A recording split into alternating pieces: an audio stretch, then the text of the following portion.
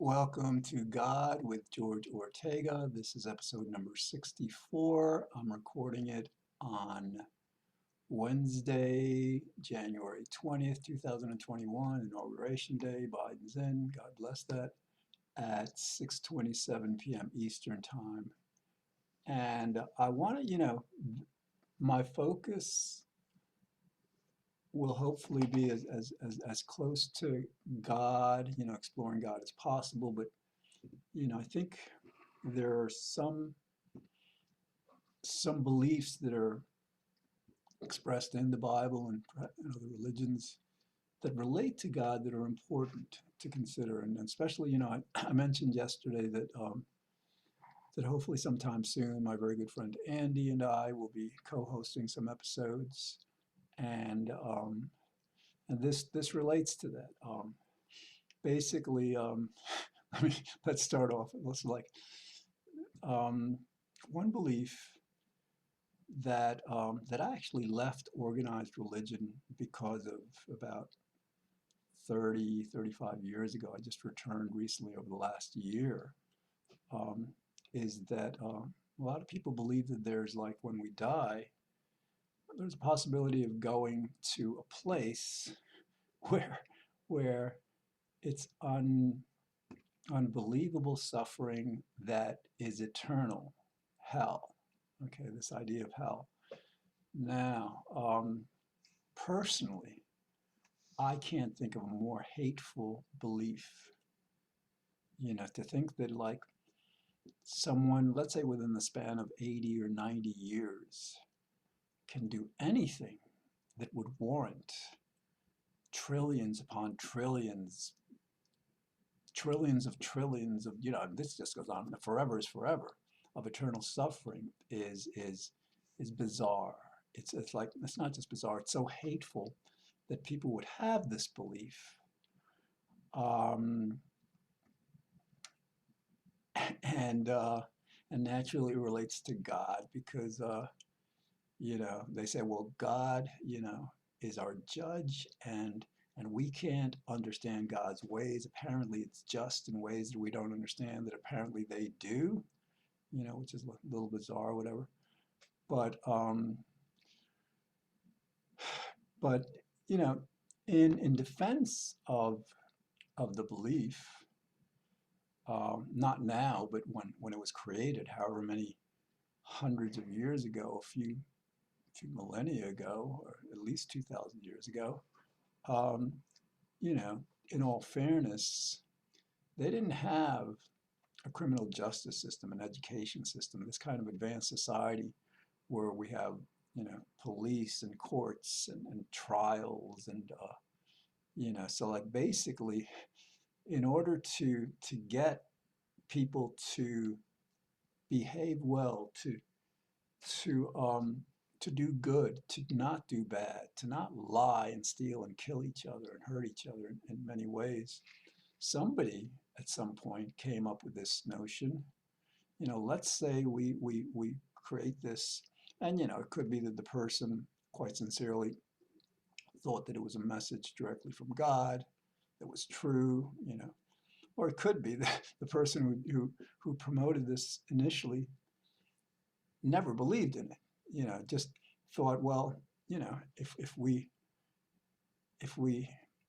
disseminate this belief, you know, it might be a good inducement for people to behave better. And so, like, on on on the surface, it seems like a good idea, you know.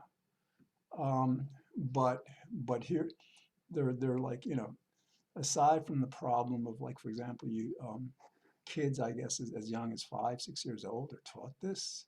I mean, like, if you're 5 or 6 years old and you're taught something like this, you know, it's got to challenge your conception of God. You know, Perhaps before that you thought God was, like, really, really good, super good, and you might want to doubt that. I mean, like, but historically, historically, this belief, and again, this is like that these ideas that are some of the ideas that are presented in the Bible and other religious texts that don't directly relate to God are important to consider their veracity. Free will is another one. Actually, free will and hell go hand in hand because, like, as St. Augustine of Hippo pointed out, without the belief in free will, this belief in hell would never have survived. But much further than that, much, like, um, I haven't studied this much, but I'm familiar with the Inquisition. The Spanish Inquisition, the Inquisition of the Crusaders. That if you didn't believe that Jesus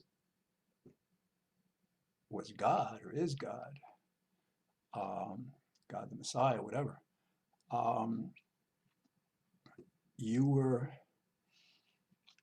you were deemed so evil that you deserved to go to hell.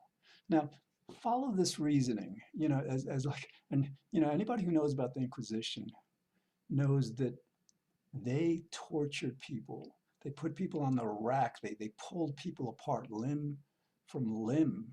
It was insanely cruel. But follow the logic. These people who were doing that, I imagine the way they justified it, because it makes sense, is that, well, on the one hand, if we don't extract a confession from this person, they genuinely believed that, this person would suffer eternally, much more so than the torture that they were, afflicting on these people, you know. So to them, it was like a no-brainer. It's like, well, let's torture a person until they confess that they believe in Jesus or whatever it is they needed them to believe in, and we're sparing them. We're doing them a huge favor. And again, it makes consummate sense.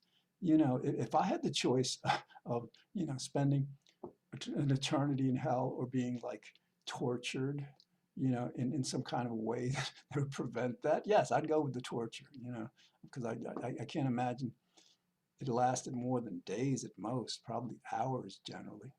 So, but that's one of the problems with the belief in hell.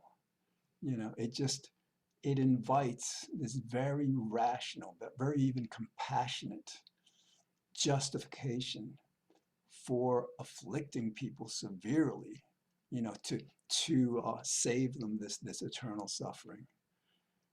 Um, you gotta so like that's one belief that you know and like we here in the United States never thought someone like Trump would come to power, or that people would you know would storm the Capitol, would try to create a revolution, try to take over, kill people. We never thought that. I'm sure we never thought um, in the 30s and 40s that someone like Hitler would arise and kill, millions of people with the most horrific ways, systematic. I mean, like, we wouldn't have thought that. I mean, we're cool. Yes, we have decimated populations, the Native Americans, and war has been a part of our and even beyond that. I mean, like, even today, you know, it seems so unbelievable that we afflict farm animals as we do, but we do. We torture them, just, you know, as an example, you have a female pig, a sow, that is kept in a crate so small that she can't turn around. This is her life, her existence for not just months, but several years. She's it's gestation, but that's where she gives birth to her piglets who have maybe a few weeks of freedom, whatever, or months, whatever, and then they suffer that same fate if they're a female, whatever. So you wouldn't think that people are capable of such evil, but even today, again, like people who believe themselves to be good people, who don't question, who are on the right side of climate change and racism and all this, just don't question what they eat, and how it got there and what happened to those animals before it got to their plate. So, so, so the idea is, yeah, I mean, like, it's not completely unthinkable that you get, an extreme group of zealots, of fundamentalist Christians or whomever that really believe in hell, an eternal hell, and they're going to like reinstitute, the Inquisition. They're going to like, I mean, like, the world today is surreal. I mean, like, climate change. I mean, like, nobody cares. I mean, like, the people who in power don't care. The media doesn't care. I mean, they pretend to care, but no, it's been going on for decades without any action, and people don't really care. So these beliefs, I'm saying, when you look at them and examine them a layer or two beneath the surface, can be very, very harmful. The belief in free will, I think, is foundational to that. So anyway, so like, I just wanted to start out because, when Andy comes on the show, I'm going to challenge him about this. I'm saying, like, where does it say? I mean, like in the New Testament, it says like that a rich person has a better chance of getting into heaven, meaning they're going to hell, than a camel has of going through the eye of a needle. So, like, according to the New Testament, if you're rich, that's it for you. Um, so, so again, the point is that it's not just about God; it's about the beliefs that we hold that are very connected with God. Obviously, could be. It could have been the person was lying. Again, it could have been that like the person just made it up, thought, hey, this would be a good idea. Let's, and again, well-meaning, well-intentioned. Let's create this concept of hell. So we'll scare the hell out of people literally and create a better world. Could have been they made it up, but it's probably more plausible that they believed they received it from God. Um, so yeah, we'll explore. Andy, I'm really good at logic, at understanding things rationally. And Andy's got a very strong memory. He's got a lot of scriptures that he's memorized, which is great. So hopefully, between the two of us, we'll examine some of these other beliefs. Another belief, again, this isn't, well, I mean, like, yeah, because like the problem is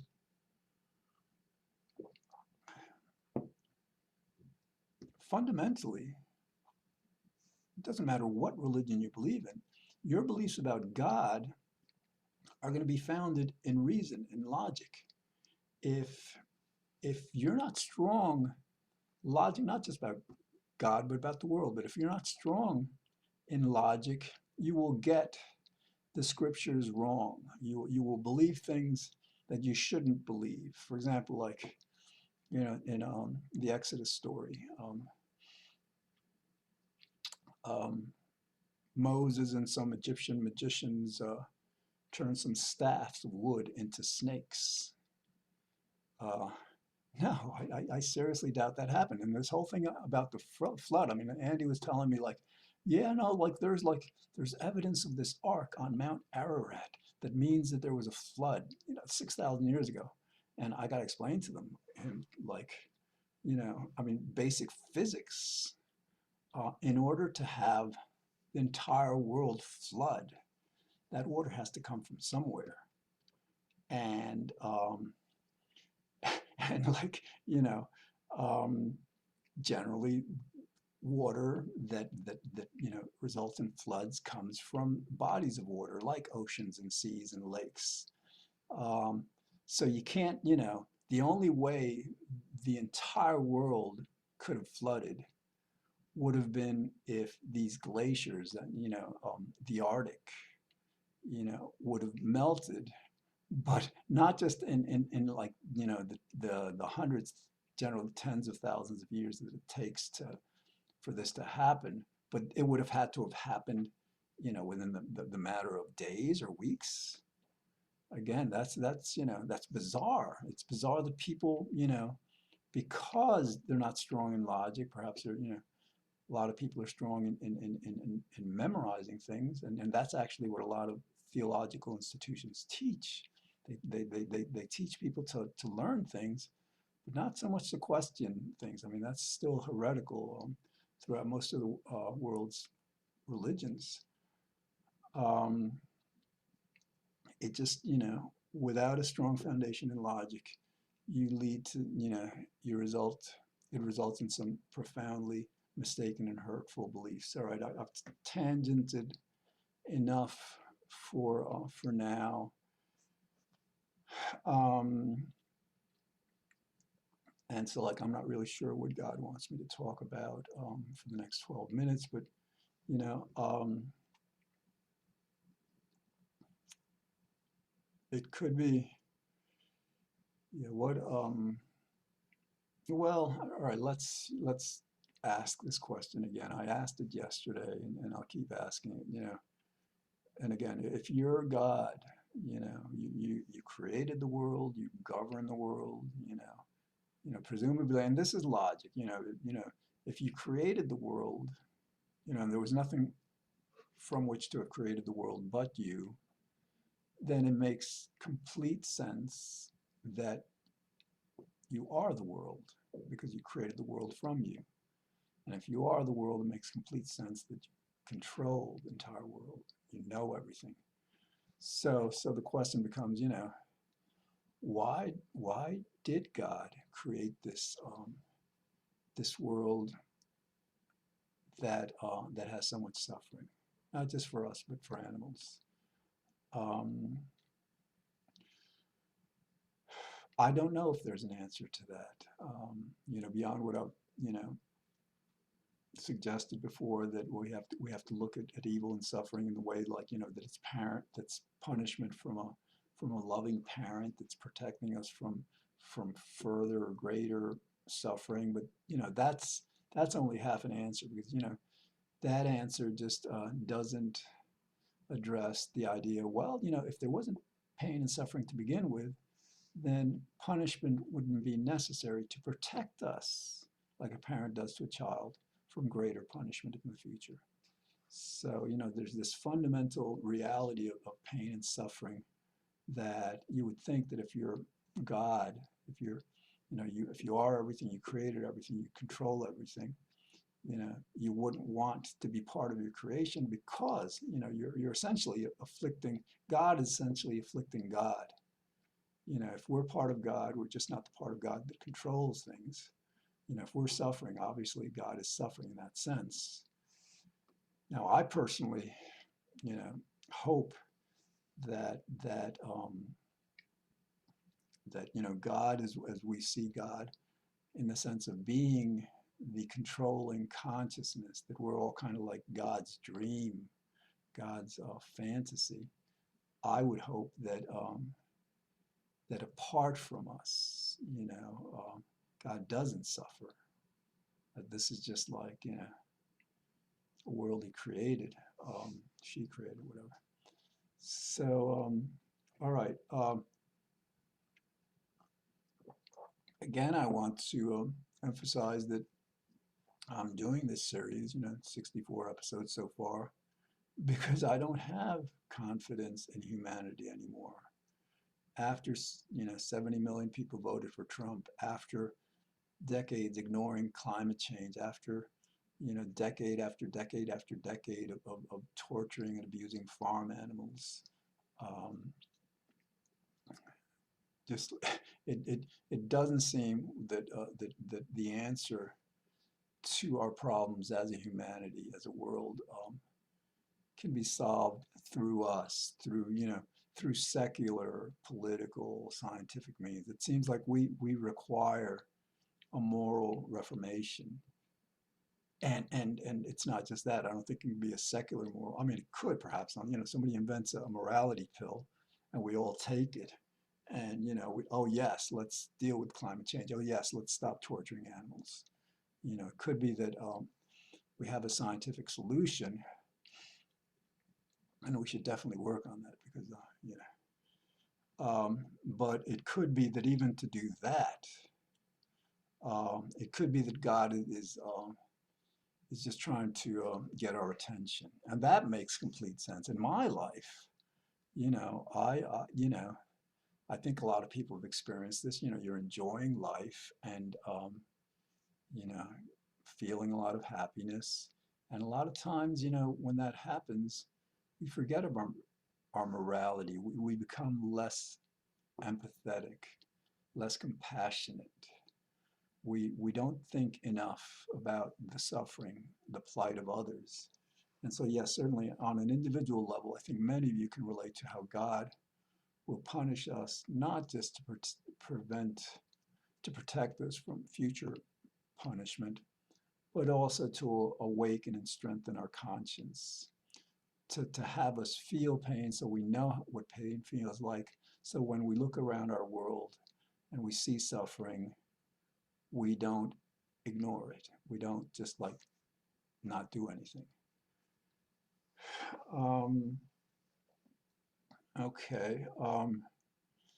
So I don't know. For some reason now, God, this is painful stuff. And again, I'm doing this because I hope.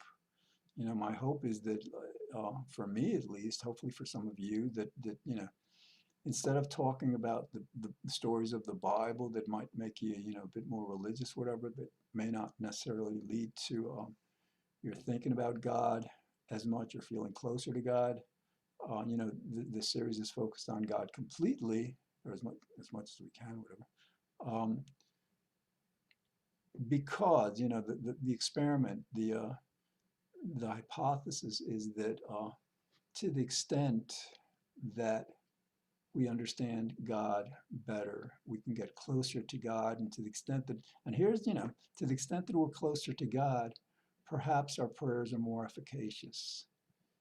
Perhaps we've got climate change because not enough of us have been praying to God to to help us address this. Not enough of us are caring about the future of our children and grandchildren and great-grandchildren and generations beyond.